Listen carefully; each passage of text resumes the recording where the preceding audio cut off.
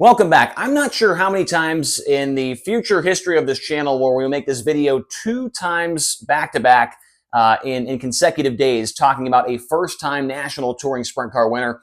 I just don't think that's going to happen very often in the future for this channel. But here we are talking about it anyways. Yesterday, of course, we talked about Tanner Thorson getting his first ever win at Lernerville Speedway. And then the very next night, we saw Daison Pursley get his first ever national touring win in a big way with a $30,000 payday in the process of the Commonwealth Clash. He started on the pole, he fell back to fourth, and was able to rally back up and take the lead away from Brad Sweet. So let's break down the numbers here and talk about Daison Pursley and his journey, a short one, to get to this point in time as a national touring sprint car winner. Now, when it comes to high limit racing, he has 44 career races with the series. 5 times he has not qualified for the feature event. He has 4 top 5s before that win, obviously, and 18 top 10s. When it comes to the World of Outlaws, 21 races with that series, 9 DNQs, 0 top 5s, and 2 top 10s against the Outlaws. That means 65 total races against the National Series, 14 DNQs, 4 top 5s, and 20 top 10 finishes when it comes to racing against the best drivers in the world, whether that be high limit or the World of Outlaws. Daison Pursley, 20-year-old driver out of Locust Grove, Oklahoma. The night that he won, just his 85th career 410 sprint car start, his first ever winged 410 sprint car start came at Attica Raceway Park on July 24th, 2020. That was against the Attica Fremont Challenge Series, driving the Keith Kunz Racing 67K sprint car. And so really, it has not been a very long time for Daison Pursley to be able to get to this point in his career. Now, what is one of the craziest storylines of all time, though, is when you look at what he's had to overcome in his career. That terrible midget crash at the Arizona Raceway a few years back that, messed up his back and his neck, and he was out of the seat for a long time, and it looked like he would never race again. Now look at him. This kid has made a full recovery, and I think that crash has made him even more determined driver to get up there and prove that he has what it takes to win these races. And in my opinion, to be quite honest with you guys, I was going to make a video about if you looked in my YouTube video notes on my Google Doc, I had a video that I was going to make talking about Daison Pursley because I truly think that he is a future superstar when it comes to wing sprint car racing. For what he has accomplished already in a very short amount of time, it's honestly incredible. We've seen him win races in Silver Crown, non-wing 410, the midgets, the micros, the shootout, right? He was close to winning the Chili Bowl. He ran second last year to Kyle. I mean, this kid picks up a different discipline and is able to perform very, very well. Now, I will say that at the beginning of High Limit this year, I was like, man, this don't look good. He ran, I think he had 3 finishes with 25th, 26th, and 27th. It was a complete disaster to start the year. But man, has he turned it around.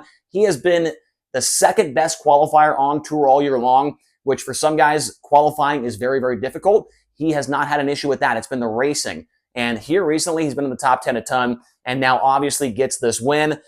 Talking about car owners that he has ran for, only 3 car owners that he has ran against when it comes to the Outlaws and High Limit. And the one that he's had the most starts in, of course, the Buick Motorsports number 13, 53 starts in that car. And then the other cars, the Brandon Eikenberry 25, he ran that with High Limit and the Outlaws a couple of times, including the Knoxville Nationals last year. 10 starts in that car, and his World of Outlaws debut came in the KO Motorsports 5K at the Tri-State Speedway. 1 start in that car as well. And so really it didn't take much when it comes to the car owners for him to get to this point. We locked, Tanner Thorson's video. He had 9 car owners that he ran with over the last 10 years to get to this point. But for Daison Pursley, able to get it done. And I'll tell you, man, people sleep on the Buick Motorsports 13 with Sean Strasbaugh as the crew chief. He definitely knows his stuff.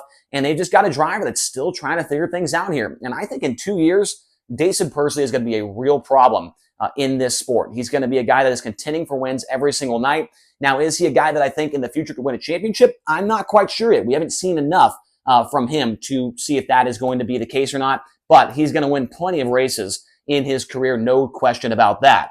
Now, when it comes to the close calls for Daison Pursley, there really isn't that many. Like up until his win on Saturday, there wasn't a point in time where he was battling late in the race and led a bunch of laps, and he missed it out by a photo finish, or he missed out, got passed on the last corner.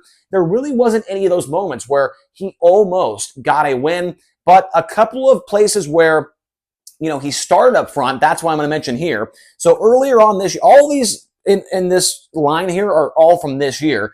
So earlier this season in June 25th of 2025 at Lucas Oil Speedway, he started on the pole of that race. He would fade back to the 7th position. Aaron Reitzel would go on to win that one. And then on July 14th of 2025 at Fremont Speedway, he started 2nd, and he would finish P6 behind Cole Macedo, who would go on to get his first ever national touring win. And then later on in the year, I believe that is August 30th, at the Skagit Speedway, he started 2nd, and he would finish in the 3rd position. Rico Abreu got the win for the $126,000 to win Skagit Nationals. That was Persley's first ever podium run with High Limit Racing.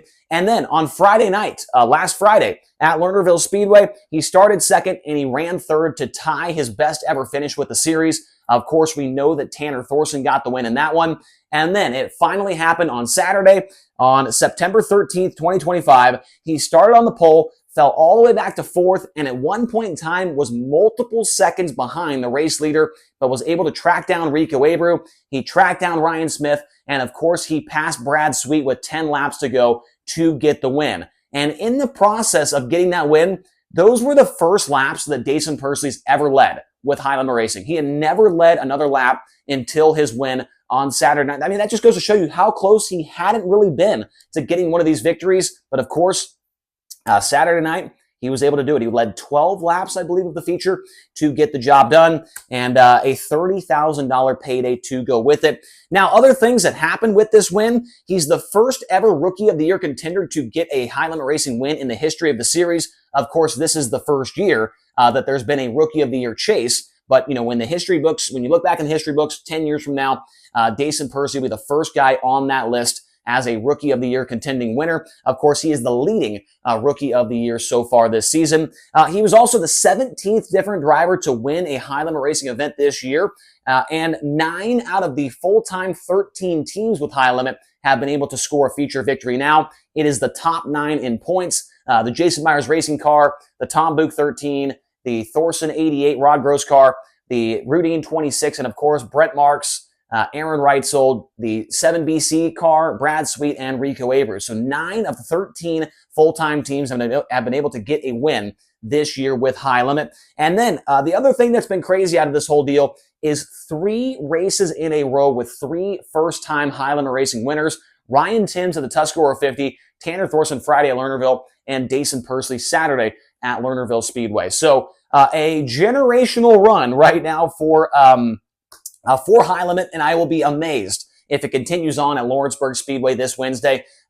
One guy that comes to mind, he was on the podium last year at Lawrenceburg, was Parker Price Miller. He is supposed to be there. Maybe he is able to keep that going, but we'll have to wait and see. But let me know your thoughts on Daison Pursley as a whole. Do you think he's going to be a guy to watch for years to come? And I have been hearing some interesting things about his future as well. I'm going to leave it at that. It could be an interesting offseason for Daison Pursley. We'll just leave it at that. So, yeah, let me know your thoughts on Daison Pursley. And do you think he's going to be a guy that contends for championships and big wins for years to come? Would love to hear your thoughts. Also, leave a like, hit subscribe, and we'll talk to you guys again here tomorrow on the Rodman Rundown.